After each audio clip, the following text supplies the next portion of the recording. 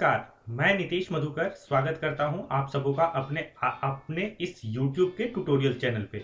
जैसा कि आप देख रहे हैं मेरा YouTube चैनल जिसका नाम है नीतीश मधुकर। और इस YouTube के ट्यूटोरियल चैनल में मैं आपको बताने जा रहा हूं फोटोशॉप के बारे में। जैसा कि आप सबों को पता है कि फोटोशॉप सीरीज का वीडियो कंटिन्यूअसली चल रहा है और आज के इस सीरीज में ये हमारा फोटोशॉप के ऊपर तीसरा वीडियो है। This is the third video which I am going to introduce today and the topic is layers। तो लेयर के बारे में पहले मैं बताना चाहता हूं कि लेयर है क्या और कैसे काम करता है। सबसे पहले मुझे बताना पड़ेगा कि आपको अच्छे से समझना पड़ेगा कि लेयर का यूजेज क्या है, लेयर काम कैसे करता है और लेयर का इंपॉर्टेंट रोल क्या है। मैंने बहुत सारे फोटोग्राफर्स को देखा है जो फोटो एडिटिंग करते हैं, वो लेयर पे अच्छे से काम नहीं करते और लेयर को बिना जाने ही वो काम करते हैं। लेकिन मैं आपको ये बताऊंगा कि लेयर पे अच्छे तरीके से और स्मार्टली वर्क कैसे करना है, लेयर का क्या यूजेज है, लेयर का इंपॉर्टेंट रोल क्या है और लेयर से रिलेटेड तमाम तरह की बातें को मैं आपको बताऊंगा और सिखाऊंगा कि लेयर्स पे कैसे काम करना है। तो लेयर्स पे काम करने से पहले मैं आपको बता दूं कि अगर आप इस चैनल के कंटिन्यूअस व्यूअर हैं तो बहुत बहुत धन्यवाद। और अगर आप फर्स्ट टाइम इस वीडियो को देख रहे हैं तो प्लीज सब्सक्राइब बटन को दबाना ना भूलें और साथ ही साथ बेल आइकन को प्रेस करना ना भूलें, जिससे कि आपको मेरे लेटेस्ट वीडियो मिलता रहे। साथ ही साथ आप मेरे इस ट्यूटोरियल चैनल के हेल्प से देख पाएंगे और सीख पाएंगे फोटोशॉप, स्क्रैच और कंप्यूटर कोर्सेज, वो भी फ्री ऑफ कॉस्ट में। तो देर किस बात की, जल्दी से जल्दी सब्सक्राइब बटन को दबाएं और साथ ही साथ बेल आइकन को प्रेस करें। तो बातें बहुत हो गई, अब काम पर आते हैं। तो सबसे पहले हमें लेयर के बारे में जानना होगा कि लेयर कैसे काम करता है। तो जब आप फोटोशॉप स्टार्ट करेंगे तो फोटोशॉप स्टार्ट करने के साथ ही आपको ये कुछ दिखेगा, जो इसके बारे में इंटरफेस के बारे में मैंने पिछले वीडियो में बता चुका हूं। तो आपको यहाँ पे ये लेयर दिख जाएगा। ये लेयर का क्या कैसे काम करना है वो मैं आपको बताऊंगा। किसी कंप्यूटर में अगर ये लेयर्स नहीं दिख रहा है तो यहाँ पे विंडोज पे जाके क्लिक करेंगे और यहाँ पे ये लेयर्स पे क्लिक करेंगे। जैसे अभी मेरे कंप्यूटर के स्क्रीन से लेयर्स हाइड हो गए हैं, तो इसको लाने फिर दोबारा वापस लाने के लिए यहाँ पे मुझे लेयर्स पे क्लिक करना होगा। तो ये लेयर्स आ गए। सेम टू सेम अगर टूल बॉक्स नहीं आ रहे हैं तो यहाँ पर से आप विंडोज पे जाने के बाद जो भी आपको चाहिए वो आप ले सकते हैं और साथ ही साथ उसका काम कर सकते हैं। तो यहाँ पे मैं देख पा रहा हूँ कि ये लेयर्स हैं और इस पे हमें काम करना है। तो लेयर्स पे काम करने के लिए सबसे पहले हमें क्या करना होगा, एक डॉक्यूमेंट ले लेना होगा। तो जैसा कि मैंने जो बाय डिफॉल्ट डॉक्यूमेंट है, इस डॉक्यूमेंट का नाम मैं रख देता हूँ नीतीश मधुकर। बाय डिफॉल्ट मैंने कुछ भी इस पे नहीं काम किया है, बाय डिफॉल्ट ये जो साइज है ये आ जाएगा और मैंने एक डॉक्यूमेंट ले लिया। साथ ही साथ आपको इस बात का भी बिल्कुल ध्यान रखना है कि जब हम फोटोशॉप पे काम करेंगे तो हमें कुछ शॉर्टकट यूज करते हुए चलना है। ठीक है, अगर आप शॉर्टकट यूज करेंगे तो आपका वर्क बहुत ही स्मूथर और फास्टर होगा। साथ ही साथ आपको बार बार टूल बॉक्स पे जाने की जरूरत भी नहीं पड़ेगी। तो जैसा कि मैंने डॉक्यूमेंट ले लिया, डॉक्यूमेंट लेने का शॉर्टकट है कंट्रोल एन, वहां से भी आप कंट्रोल एन दबा के भी ले सकते हैं। ऑप्शनली आप फाइल मेनू में जाके यहाँ पे न्यू प्रेस करके और शॉर्टकट आपको यहाँ पे लिखा हुआ है, तो ये आप ऐसे कर सकते हैं। तो अब बात कुछ करते हैं कुछ शॉर्टकट की। जैसा कि मैंने ये इमेज को अब सेलेक्ट कर लिया है, तो इसे अगर मुझे जूम इन और जूम आउट करना होगा तो मैं कैसे कर पाऊंगा। तो उसके लिए आपको पहले अल्ट की को अपने कीबोर्ड से प्रेस करना होगा। साथ ही माउस के कर्सर को आप जूम इन और जूम आउट करके ऐसे स्क्रॉल बटन को दबा के स्क्रॉल करके आप इसमें जूम इन और जूम आउट कर सकते हैं। साथ ही साथ अगर आपको पूरे स्क्रीन को जूम इन और जूम आउट करना है तो आप देख पा रहे हैं कि इसका साइज कैसे कंट्रोल प्लस प्लस और कंट्रोल माइनस माइनस में लेके ये आप कर सकते हैं। तो बात हो गई जूम इन और जूम आउट की। शॉर्टकट आपको लिखा हुआ मिल जाएगा, आप उसको राइट डाउन करके रख सकते हैं और आप जब फोटोशॉप यूज करेंगे तब भी आप उसको देख के समझ पाएंगे कि कैसे जूम इन और जूम आउट को करना है। तो अब बात करते हैं लेयर के बारे में कि लेयर होता क्या है। लेयर के बारे में बोला जाता है, लेयर है का जो एक्चुअल हिंदी मीनिंग होती है परत। परत मीन्स एक के ऊपर एक। जैसा हम लोग देखते हैं कि बिस्किट एक छोटा सा बिस्किट के पैकेट के ऊपर एक बिस्किट के ऊपर दूसरे बिस्किट के ऊपर तीसरे बिस्किट, ऐसे करके एक परत बाई परत सब अरेंज किए हुए रहते हैं। तो सेम टू सेम जब हम भी कोई इमेज लेते हैं, जब हम लेयर लेते हैं, तो एक इमेज के ऊपर दूसरा इमेज आता है, दूसरे के ऊपर तीसरा इमेज आता है, तीसरे के ऊपर चौथा इमेज आता है। ये डिपेंड करता है हमारे ऊपर कि हम लोगों ने कितने लेयर का सिलेक्शन करके रखा है एक इमेज के लिए। लेकिन हमें यह भी बहुत आवश्यक रूप से जानना जरूरी है कि जब भी हम कोई भी फोटो पे काम करते हैं, जब भी हम कोई भी इमेज पे काम करते हैं, तो उसका लेयर का सिलेक्शन बहुत ही इंपॉर्टेंट होता है। तो यहाँ पे मैं देख रहा हूं, मैं दिखा रहा हूं आप लोगों को कि एक बैकग्राउंड जो पहले से लिखा हुआ है, और शॉर्टकट होता है लेयर को डुप्लीकेट करने का कंट्रोल जे। ऐसे करके आप इसका लेयर को कंट्रोल जे करके आप लेयर 1, लेयर 2, लेयर 3 और जितने चाहें उतने लेयर को ले सकते हैं। अगर आपको शॉर्टकट जो है ये कंट्रोल जे मैंने आपको भी बताया, और यहाँ पर से भी आप देख पाएंगे कि ये अगर आप लेयर लेना चाहते हैं तो क्रिएट अ न्यू लेयर का ऑप्शन है, लेयर 2, लेयर 3। अब जब हम लेयर पे काम करेंगे तो ये लेयर 3, लेयर 2 और लेयर 1, ये मैंने 3 लेयर का सिलेक्शन कर चुका हूं। और जब भी मैं किसी भी लेयर पे काम करूंगा तो फ्रंट वाला जो लेयर होगा वो सबसे फ्रंट पे आएगा। जैसे मैं अभी एक लेयर 1 पे क्लिक करता हूं और इस पे मैं कोई कलर फिल करता हूं, तो एक्टिव लेयर पे जब भी मैं कोई भी काम करूंगा तो ये सिंबल से आपको देख के पता करना होगा कि ये जो लेयर है वो अभी के टाइम के लिए एक्टिव लेयर है और ये सब दोनों लेयर इनएक्टिव है। अब सपोज कीजिए कि मुझे इस लेयर को रीनेम करना है, तो मैं इसका रीनेम कैसे करूंगा? तो इस लेयर को रीनेम करने के लिए आप इसमें जस्ट माउस के डबल क्लिक से डबल क्लिक करें और इसका मैंने नाम रख देता हूं ब्लू कलर। तो ये ब्लू हो गया। अब मैं इस लेयर का नाम रखना चाहता हूं ग्रीन कलर, तो इसका ग्रीन हो गया। और इस लेयर का नाम मैं रेड रख के इसे मैं फिनिश कर देता हूं।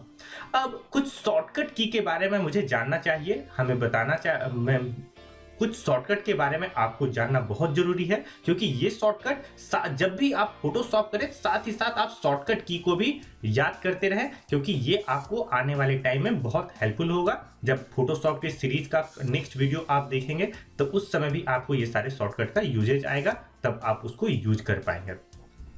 अब मैं देख रहा हूं, मैं आपको बता रहा हूं कि ये फोरग्राउंड कलर है और ये बैकग्राउंड कलर है।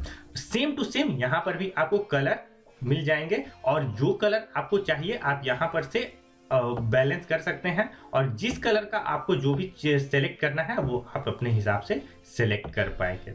तो सबसे पहले मुझे रेड कलर का सिलेक्शन करना है। तो रेड कलर का सिलेक्शन करने के लिए यहां पर से मैं आई ड्रॉपर टूल से रेड कलर को सिलेक्ट कर लूंगा और मुझे रेड कलर का सिलेक्शन करना है। तो इस बैकग्राउंड पे मैं रेड कलर सेलेक्ट कर लिया हूं और इस पे पूरा का पूरा एरिया को कलर फिल करने के लिए जो शॉर्टकट की यूज होता है वो होता है Alt प्लस बैक स्पेस। तो जैसे मैंने Alt प्लस बैक स्पेस दबाया, ये कलर, ये जो मेरा जो इमेज है वो पूरा रेड कलर से फिल हो गया। अब मैं दूसरे लेयर को सेलेक्ट करूंगा और इसका कलर जो ग्रीन है वो मैं ग्रीन कलर सेलेक्ट करूंगा। ग्रीन कलर ये ले लिया मैंने, और डार्क ग्रीन और किसी भी तरह का ग्रीन लेके आप Alt प्लस बैक स्पेस दबाएं तो ये ग्रीन कलर हो गया। लेकिन ये आपको दिख नहीं रहा है। क्यों नहीं दिख रहा है? क्योंकि ये जो है इसका जो परत है वो नीचे पे सेलेक्ट किया हुआ है। अभी मैं आपको आराम से बताऊंगा कि ये क्या हो रहा है और कैसे हो रहा है। अभी जिस लेयर के बारे में मैंने आपको बताया कि लेयर क्या होता है, एक परत होता है, तो अभी आप देखते जाइए कि क्या हो रहा है। अब ये तीसरा जो लेयर है इसका कलर मैंने ब्लू बताया, तो अब मुझे ब्लू कलर इसमें फिल करना होगा और ये मैंने ब्लू कलर को फिल किया Alt प्लस बैक स्पेस से। अब मैंने बारी बारी से 3 कलर को फिल कर दिया, लेकिन मुझे कौन सा कलर दिखेगा अभी फ्रंट पे? जो यहाँ पे सबसे ऊपर होगा। इसको आप ऊपर नीचे अपने हिसाब से भी कर सकते हैं। अब देखिए ये ऊपर हो गया। अगर आप इसको जिस कलर को आप ऊपर करेंगे, जिस लेयर को आप जिस पोजीशन पे रखेंगे उसी पोजीशन पे वो आपका चला जाएगा। तो अभी जो सबसे टॉप पे मेरा जो लेयर है वो है ग्रीन, सेकंड पोजीशन पे ब्लू और थर्ड में है रेड लेयर। तो ये 3 लेयर हो गए।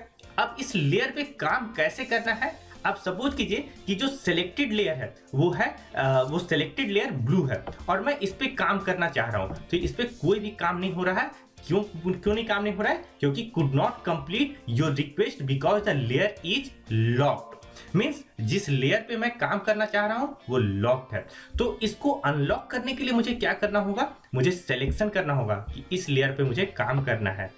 तो अब मुझे सबसे पहले इसका सिलेक्शन कर लेना होगा, और सिलेक्शन करने के बाद एक मूव टूल का मैं यूजेस 1 बाय 1 टूल के बारे में जब बताऊंगा, लेकिन मूव टूल का पर्पस होता है एक पोजीशन से दूसरे पोजीशन पे रोटेट करने के लिए। तो मैं देख रहा हूं कि ये जो है रोटेशन इसका यहां से मूव करके मैं यहां पे कर रहा हूं। लेकिन जब मैं ये ब्लू वाले कलर को कुछ भी करना चाहूंगा तो ये ब्लू वाले कलर पे कोई इफेक्ट नहीं पड़ रहा। क्यों नहीं इफेक्ट पड़ रहा? क्योंकि जो मेरा सिलेक्टेड लेयर है वो अभी ग्रीन लेयर है। मैं इस एरिया पे भी जाके भी अगर कुछ भी काम करूंगा तो इफेक्ट जो है वो ग्रीन कलर पे ही पड़ेगा। अगर मैं इस ब्लू कलर पे जाके काम कर रहा हूं तो सबसे पहले मुझे इसको सेलेक्ट करना होगा। सेलेक्ट करने के बाद ही मैं उसको अच्छे तरीके से काम कर पाऊंगा। तो मेरे पास अब ये ब्लू कलर को अगर कुछ भी करना चाहता हूं तो पहले मैं इसे सेलेक्ट करूंगा और उसके बाद ही मैं इसको इधर से इधर रोटेट कर पा रहा हूं। लेकिन एट दैट टाइम हम इस ग्रीन पे या रेड पे कोई भी काम नहीं कर पाएंगे। तो पर्पस बताने का मेरा ये हुआ कि जिस भी लेयर को मैंने सेलेक्ट किया है उसी लेयर को मैं काम कर पा रहा हूं, उसी लेयर पे कोई भी इफेक्ट हो रहा है। अब सपोज कीजिए कि मैं इस रेड कलर को सेलेक्ट करता हूं और उसके बाद मैं देख पा रहा हूं कि ये कैसे सिलेक्शन हो रहा। तो एक बार फिर से मैं ग्रीन लेयर को सेलेक्ट किया और ग्रीन को रोटेट किया, फिर से मैं ब्लू लेयर को सेलेक्ट किया और ब्लू को रोटेट किया, फिर से मैंने रेड को सेलेक्ट किया और उसके बाद रेड को सेलेक्ट किया। तो ये 3 लेयर हुआ। और ये जो बैकग्राउंड लेयर है, ये तो बैकग्राउंड लेयर बाय डिफॉल्ट है, इस पे मुझे कुछ भी नहीं करना है, ये क्योंकि उस पर कोई भी काम नहीं करना है अभी फिलहाल। मुझे मैंने 3 लेयर के बारे में मैंने बात किया और वो 3 लेयर का इफेक्ट मैंने आपको अच्छे तरीके से दिखाया कि ये लेयर का काम कैसे है। साथ ही साथ मैंने शॉर्टकट भी बताया कि अगर किसी भी एरिया को फिल करना है किसी भी कलर से तो पहले फोरग्राउंड कलर और बैकग्राउंड कलर के बाद आपको शॉर्टकट यूज करना है अल्ट प्लस बैक स्पेस का, जिससे आप कलर को फिल कर सकते हैं। तो अभी आप लोगों ने देखा कि मैंने कैसे लेयर का यूज किया, किस लेयर को मैंने सेलेक्ट किया और उस पर अकॉर्डिंगली मैंने उस पर काम किया। और ऐसा बेसिकली फोटोशॉप में जब भी आप काम करेंगे तो लेयर को बनाना बहुत ही यूजफुल हो जाता है, क्योंकि बहुत सारा कुछ बैकग्राउंड में रहते हैं, कुछ फोरग्राउंड में रहते हैं। तो अकॉर्डिंगली आपको सिलेक्शन करना है कि किस लेयर पे क्या काम कर रहे हैं और उसी हिसाब से आप अपना काम करते जाएं। अभी मैं लेयर के बारे में कुछ और भी इंपॉर्टेंट बात बताने जा रहा हूं, जैसा कि आप देख रहे हैं। सबसे पहले अब मुझे ये 1 बाय 1 लेयर को डिलीट करना है। तो सबसे पहले मैं इस लेयर को सेलेक्ट करूंगा। इस लेयर को सेलेक्ट करने के बाद यहाँ पे डिलीट का ऑप्शन है, ये डिलीट बताऊंगा। और delete the layer red precious, delete the layer when I am clicking over here, delete the layer blue, yes. और इसी तरह से मैं सारे के सारे लेयर को, ये जो 3 लेयर थे उसे मैंने डिलीट यहाँ से कर दी। और मैं आपको समझाने के लिए एक और लेयर क्रिएट करता हूं जिसका नाम रहेगा डेमो लेयर, ठीक है। इसका मैंने नाम दे दिया डेमो। अब मैं क्या करूंगा, एक शेप ले रहा हूं, एक इस तरह का शेप ले लिया मैंने, इलिप्टिकल मार्क्यू टूल। यहाँ पे मैं मार्क्यू टूल का यूज कर रहा हूं। ये 4 तरह से मार्क्यू टूल है, रेक्टेंगुलर, इलिप्टिकल, सिंगल रो और सिंगल कॉलम। तो इसके बारे में मैं टूल्स के बारे में मैं आपको डिटेल में बताऊंगा। तो इस लेयर पे मैंने एक ये शेप मैंने इलिप्टिकल शेप लिया और इसमें मैं कलर फिल कर रहा हूं। ब्लू कलर में डाल रहा हूं अल्ट प्लस बैक स्पेस से, ये मैंने कलर डाल दिया। और साथ ही साथ मैं एक दूसरा भी शेप ले रहा हूं, रेक्टेंगुलर शेप, और ये रेक्टेंगुलर शेप मेरा रेडी है। और इसमें मैंने डाल दे रहा हूं कौन सा कलर, रेड कलर में डाल देता हूं। ओके, अब मैं रेड कलर सेलेक्ट कर लिया और इसमें अल्ट प्लस बैक स्पेस से ये रेड कलर हो गया। अब ये सिलेक्शन तो हो गया, कलर फिल भी हो गया। अब ये जो किस लेयर पे है, ये कौन से लेयर पे मैंने काम किया है, ये डेमो लेयर पे काम किया है। तो जब भी मैं इस मूव टूल का यूज करूंगा तो आप देख पा रहे हैं कि इसको मैं एक बार सेलेक्ट कर रहा हूं, किसी एक को सेलेक्ट कर रहा हूं, लेकिन ये दोनों का दोनों सिलेक्शन हो रहा है। साथ ही साथ अगर मैं इसे बड़ा या छोटा करना चाहूंगा, कंट्रोल टी जब मैं यूज करूंगा तो ये जो पोर्ट्स हैं इसके, तो ये एक ही साथ बड़ा या छोटा होगा। इसके लिए मैंने शॉर्टकट यूज किया कंट्रोल टी। कंट्रोल टी का वो यूज होता है, ट्रांसफॉर्म का यूज होता है। तो मैं देख क्या पा रहा हूं कि जब मैं इसे छोटा बड़ा करना चाह रहा हूं या तो फिर रोटेट करना चाह रहा हूं तो ये क्या हो रहा है, एक ही बार में दोनों का दोनों सेलेक्ट हो जा रहा है, एक ही बार में दोनों का दोनों इंक्रीज और डिक्रीज हो रहा है साइज का।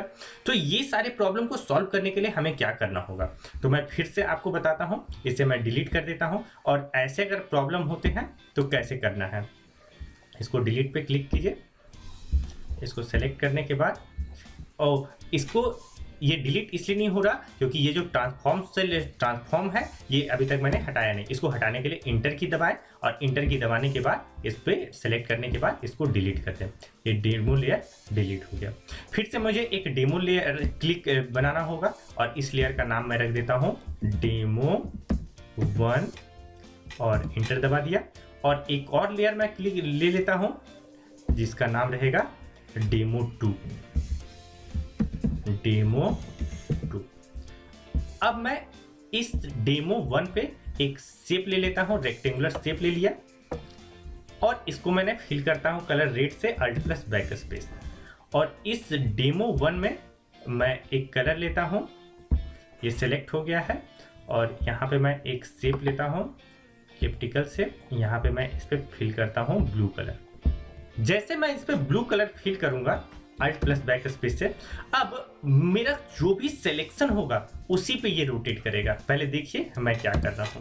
तो जैसा कि आप देख पा रहे हैं कि मैंने ये सिलेक्टेड लेयर मेरा डेमो 1 है और डेमो 1 पे मैंने ये ब्लू कलर का एलिप्टिकल शेप बना के रखा है और इसको मैं जिस रोटेशन पे रखना चाहूँ उस रोटेशन पे मैं उधर ही मैं रोटेट कर पा रहा हूँ। जिधर भी मैं मूव करना चाहूँ उधर भी मैं मूव कर पा रहा हूँ। साथ ही साथ अगर मैं इसकी बात करूँ तो इसके साथ ही मैं इसका ही सिलेक्शन, इसको ही रोटेट कर पा रहा हूँ।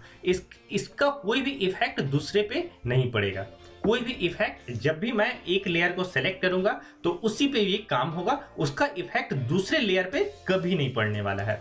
तो ये हुआ लेयर का सिलेक्शन और लेयर को कैसे मैं हम वर्क में अपने फोटो में, अपने इमेज में कैसे यूज करेंगे। साथ ही साथ आप इसमें ओपेसिटी को भी इंक्रीज और डिक्रीज कर सकते हैं। जैसे ये डेमो को मैंने सेलेक्ट किया है और यहाँ पे ओपेसिटी 100% है। इसको जैसे मैं कम करूंगा आप देख पाएंगे कि इसका इफेक्ट कैसा हो रहा है। इसका इफेक्ट कम या ज़्यादा अगर आप चाहें तो इसका इफेक्ट देख सकते हैं कि ये ओपेसिटी का कैसा यूज हो रहा है। मैंने आपको आज के ट्यूटोरियल में मैंने आपको बताया कि लेयर्स पे, फोटोशॉप के लेयर पे कैसे काम करते हैं, साथ ही साथ लेयर का क्या यूजेज है। नेक्स्ट ट्यूटोरियल में मैं और भी फोटोशॉप से रिलेटेड कुछ और भी वीडियो लेके आऊंगा और मैं आपको पूरा फोटोशॉप के बारे में पूरा कंप्लीट ट्यूटोरियल देने वाला हूं इस YouTube के ट्यूटोरियल चैनल पे। तो आप ये वीडियो को ध्यान से देखें और साथ ही साथ अगर आपको अगर किसी भी तरह का कोई डाउट है तो आप कमेंट सेक्शन में जाएं, मैं आपको डेफिनेटली कमेंट का उत्तर दूंगा। कमेंट का आंसर, मैं हर कमेंट का आंसर करता हूं और मैं आपको ये भी कमेंट का इस वीडियो में भी कमेंट का आंसर करूंगा।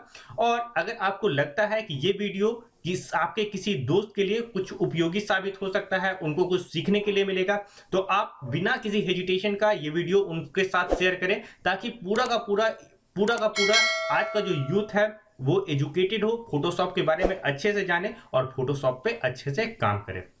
तो आज के लिए इतना ही। धन्यवाद। मिलते हैं नेक्स्ट वीडियो में एक नए ट्यूटोरियल के साथ। धन्यवाद।